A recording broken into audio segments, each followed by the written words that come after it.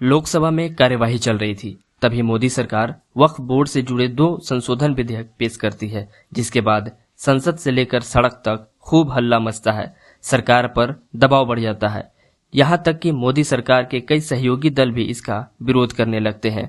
संसद में खूब बहस होती है, लेकिन तभी ऐसा होता है जो पिछले 5 वर्षों में नहीं हुआ। नमस्कार साथियों, स्वागत है आपका मेरे इस पॉडकास्ट में। मेरा नाम है निहाल। चलिए कहानी आगे बढ़ाते हैं। बिल पर इतना हंगामा हुआ कि आखिरकार मोदी सरकार को अपना कदम पीछे करना पड़ा। इस पूरे मामले को देखने के लिए जेपीसी का गठन हुआ। जी हाँ, ज्वाइंट पार्लियामेंट्री कमेटी। इस कमेटी की अब तक कई बैठकें हो चुकी हैं, लेकिन आप सोच रहे होंगे कि मैं आपको यह कहानी क्यों सुना रहा हूँ, तो इस सवाल का जवाब आपको आगे मिल जाएगा। दोस्तों, जब कोई मामला जेपीसी के पास जाता है तो उसमें सभी दलों के नेता शामिल होते हैं और अपने सुझाव देते हैं, लेकिन जेपीसी सबसे अहम काम करती है कि वो देश के आम जनता से राय लेती है। जेपीसी आम लोगों से अपील करती है कि लोग इस मुद्दे पर अपना सुझाव दें, चाहे वो पत्र के जरिए हो या ईमेल के जरिए। इस वक्फ वाले मामले में भी ऐसा ही होता है। आम लोग सुझाव भेजना शुरू कर देते हैं। शुरू में तो सब कुछ ठीक रहता है, तभी ऐसी खबर सामने आती है जिससे सभी के होश उड़ जाते हैं। कुछ ही दिनों में समिति के पास हजारों नहीं, लाखों नहीं, बल्कि लगभग 2.5 करोड़ ईमेल पहुंच जाती है। जी हाँ, साथ ही पत्रों के माध्यम से लगभग 50 लाख से ज्यादा सुझाव पहुंच जाते हैं।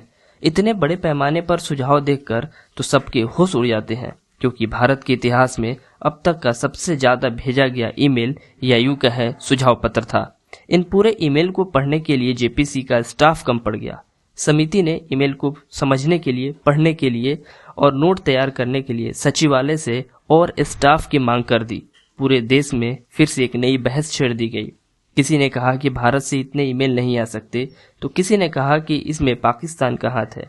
जवाब में मुस्लिम पर्सनल लॉ बोर्ड के अधिकारियों ने और मुस्लिम धर्म गुरुओं ने कहा कि देश का आम मुसलमान सरकार द्वारा पेश किए गए इस वक्फ संशोधन विधेयक के खिलाफ है, इसलिए बड़े पैमाने पर ईमेल भेजे गए हैं।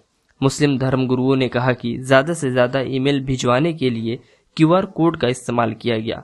दोस्तों, वजह जो भी हो, लेकिन यह तो क्लियर है कि जेपीसी को इससे पहले इतने ईमेल किसी भी मुद्दे पर नहीं मिले थे।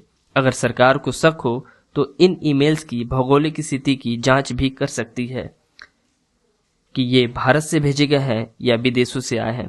फिलहाल समिति को तो कई दिन इनको पढ़ने में ही लग जाएंगे और इन सुझावों के बुनियाद पर एक रिपोर्ट तैयार की जाएगी, फिर उसे संसद में पेश किया जाएगा।